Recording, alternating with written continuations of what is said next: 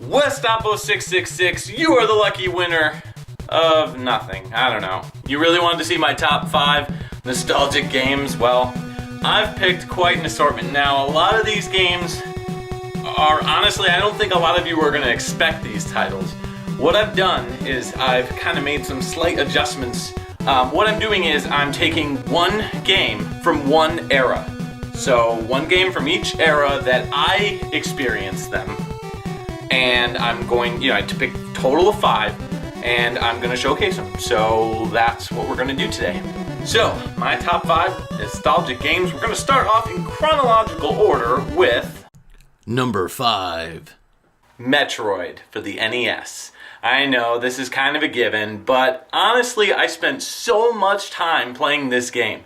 It's just so good. I mean, the fact that you get dumped into the game and you don't know what's happening, you have no clue what's going on, and you're kind of like, all right, let me go this way, let me go that way. It was one of the first games that I could remember where I didn't really know where to go. And I would say Zelda, even though I played it beforehand, was probably the precursor for non-linear adventures for me, but something about Metroid, I don't know, something about this game just gripped me, and I felt like I needed to beat it, and it took a long time, but I did finally beat it. I remember like hand drawing out maps and writing down passwords in the notes, and what's really interesting, which I'll show you, this is a complete copy that I bought of the game, and I actually have still my original manual. So I have 2 manuals for this thing. I have the one that came with the game, which I'll show you. This is the manual that came with the game when I bought it. I bought it on eBay. But this is what's left over of my manual. And it's interesting because what I ended up doing, geez, this thing is a mess. What I did, like, I put the checkboard, like, the date was the 22nd, last seen today. I don't know. I mean, I don't really get it.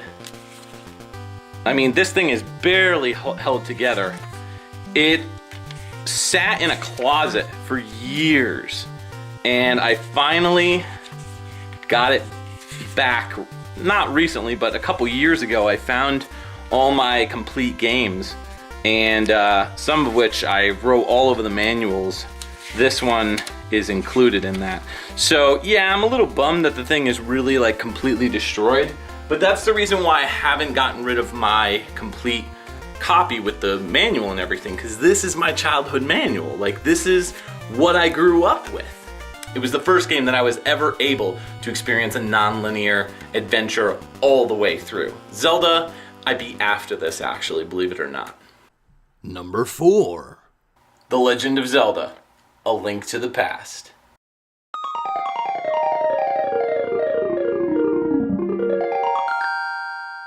This right here was the first game that I ever pre-ordered.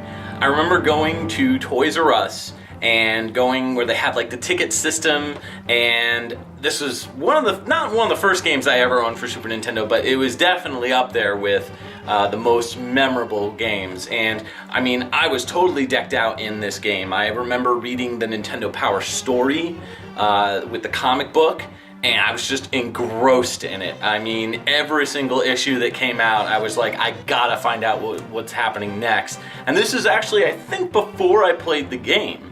So it was like this lead up to finding out, like, oh my god, like, what's gonna happen? And after I finished the issue, I was just like, oh man, like, now I gotta wait. And that was actually one of my precursors before getting into comics. I wasn't really into comics back then that much, but that was one of the comic books that I was like, I need to seriously get this. And I actually have the comic book in that reprint that they recently came out with, so it's really cool that I have a part of my childhood back, and I don't have to, like, rip out the pages from my Nintendo Powers to get it, so that's really cool.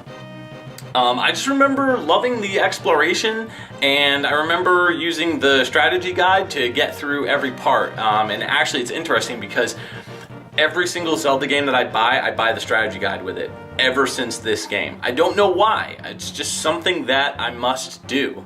And I don't know, like I really enjoy playing Zelda with the strategy guide. It's like something that is there with you. It's like a companion that's there with you. And one of these days I'll show off my strategy guide collection because I think you guys would really dig it. I kind of have a story with almost every single one of them. So that's number 4. Number 3. WWF Attitude. I know this one's kind of coming out of nowhere. Okay, so here's my story about wrestling. I am not a current fan of wrestling, but back in the day during the Attitude Era, I was a huge wrestling guy. I don't know. I don't want to insult my fans or my viewers or anybody really who is into wrestling. I think if you're into wrestling, that's cool. Everybody's got a vice. Everybody likes wrestling. You know, some people like it, some people don't. But I don't want to say I grew out of it because I didn't. It's still something that occasionally I'll watch a couple videos of, like stuff that's currently going on. I'm like, this is so crazy. I remember the moment that I stopped watching, and it was actually when Stephanie McMahon was pinned to this like crucifix, and it was during like the Undertaker's like Ministry of Darkness or whatever. That's the last time that I remember watching wrestling and like really legit enjoying it. And at that point, I think I just kind of fell out of it. I don't know. But yeah, anyways, me and my friends from high school were super big into it at the time because this game came out right around the time when I was in high school. And that was around the Attitude Era, like around 97, 98, 99. So we all watched it and we all would like wrestle. Like we'd go, to like our, this bus driver's house and we would do like wrestling, like on the trampoline, and one time we broke it, which was not so cool.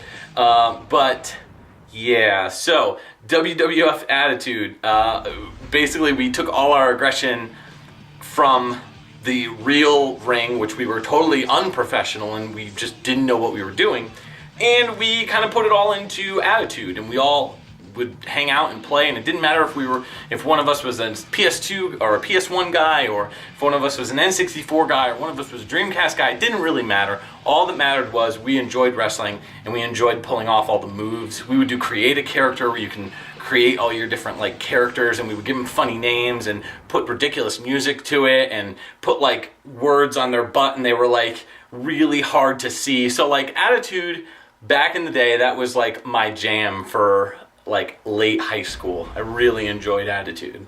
Number 2.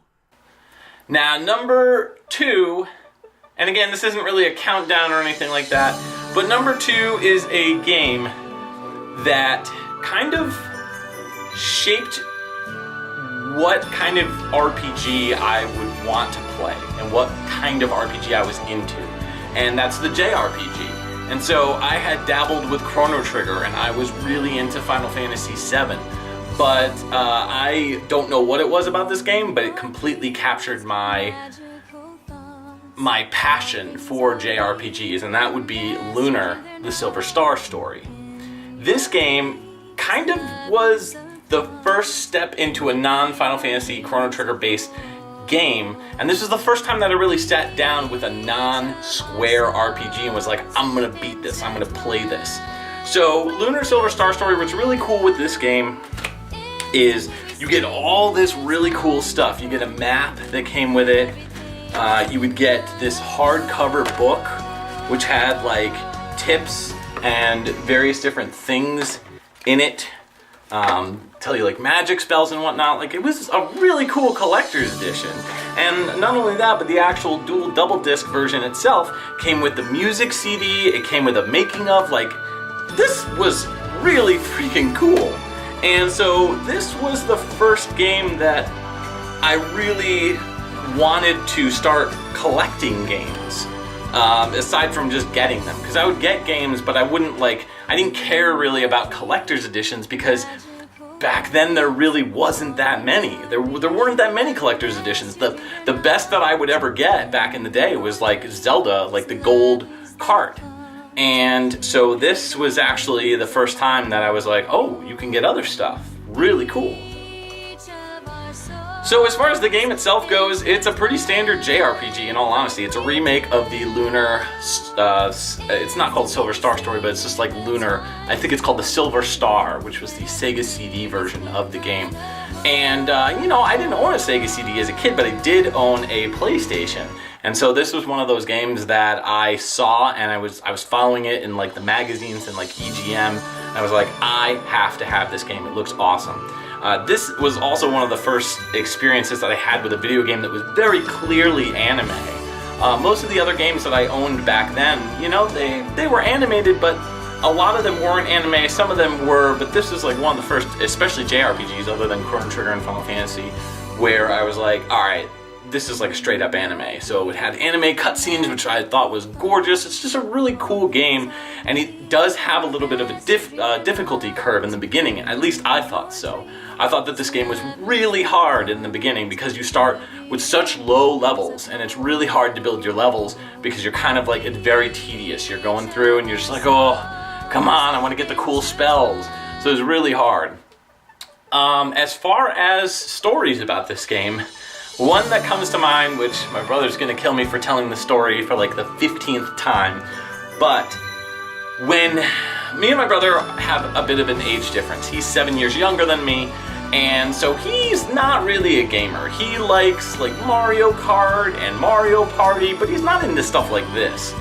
And he had a friend over, and I was pretty much almost through the game. I think I was at the last boss. I don't know why, but I took a break, and I was like, I'm not gonna beat it right away. And so I took a break, and he came in and wanted to show his friend, I think it was like Parappa or something like that. So he's like, oh, I'm gonna show you this game. And somehow he got into the system and erased my file. I was so angry, and I tried to go back and start the game up again, but I just couldn't. And I ended up selling the game, but I rebought it several years later, probably when I was like already done with college. I was living on my own, and I found this for 40 bucks and was like, I have to own this. So I did, and I'm very happy that I did. I actually just got the strategy guide for it too. This strategy guide was super cool because it was, I believe, yeah, this was the official strategy guide, and this had stickers in the back. It had a thing where you can do the free Lunar poster, which I actually still have my Lunar poster, but it's pretty badly bent and damaged, so I don't think I'll be displaying it anytime soon, unfortunately. And it was a really funny script too. Like, the game script was great. It made me laugh like all the time. So yeah, that's my experience with Lunar Silver Star Story.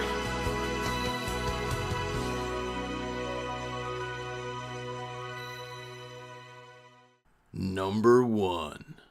Alright, my last nostalgic game of all time, I guess, is SSX Tricky. Now you're probably like, what? What? Yeah, SSX Tricky. There wasn't a lot out on GameCube initially. I mean, it had an okay lineup.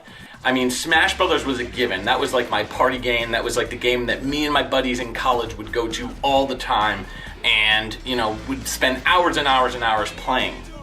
Batman Vengeance was another one. That one I played, and even though it was really difficult and kind of a not so great game, it was still a game that I could appreciate and really get into. The next game that I got after that was this, SSX Tricky. And I don't know why I got this. I think it was actually my brother got it, or maybe it was like a joint thing, but we played it together and we would do the races and everything. And I sold it, you know, years ago, but I ended up picking it up fairly recently for like, I don't know, 10 bucks or something like that. And I sat down and started playing through it, and I was just like, oh my god, I'm so terrible at this. Like, what happened? But after, you know, playing for a couple hours, I would get back into it, and I started getting my groove back as far as like doing all the twists and different like moves and flips and jumps. It was just awesome. It's a snowboarding game where you could play as multiple different kind of wacky personalities, and the music's great. It's just loud and booming, and like all the sound effects are awesome. And as far as the gameplay goes, it's really tight. It's top notch. So if you're into snowboarding, or if you're into skateboarding or anything like that, and you want to just a really cool like arcade style game just to like do flips and cool tricks and all sorts of stuff, this is a great game for it. And it has an awesome unlocking system where you can unlock players as you go, and each player's different. You can unlock costumes and different boards and whatnot. So this is a great game. I definitely recommend checking it out. That is going to do it for my top 5 most nostalgic games. It was a tough thing to do, but I wanted to make it unique to me and make it unique enough so that I wasn't just picking my top 5 favorite games of all time, because honestly it would be like Mega Man 3, Metroid, Castlevania 2, I don't know, Ninja Gaiden 2, and like Zelda: Link to the Past, and maybe Super Castlevania 4, I don't know. Super Metroid, like, I don't know, who knows. But I did want to do this quick video and let you guys know about that because I was tagged. Thank you very much, Weststopo666, for tagging me. You can find his channel down below. I am going to tag a couple different people. I think I can tag up to 3, but I think I'm only going to pick 2. The first person that I'm going to tag is Rewind Mike. Yes, I don't know if you've actually done one of these. If you have, I apologize. But I want to tag you because I'm interested in your top 5 most nostalgic games. So you're tagged, pal. The next person who I wanted to tag is actually Michael B. the Game Genie. I would love to hear your top 5 most nostalgic games. As far as the rest of you, if you're interested in doing a top 5 nostalgic video, I tag you as well. I'm interested in seeing what everyone is posting about. So I want to hear your stories about your games and your experiences for your top 5. So let's not, just do these 2. Anyone that wants to do it, post it in the comments below and get the word out about your video because I'd like to watch your videos. So that's gonna do it for me. I think I'm gonna go play some of these games. Seriously, it's been a while.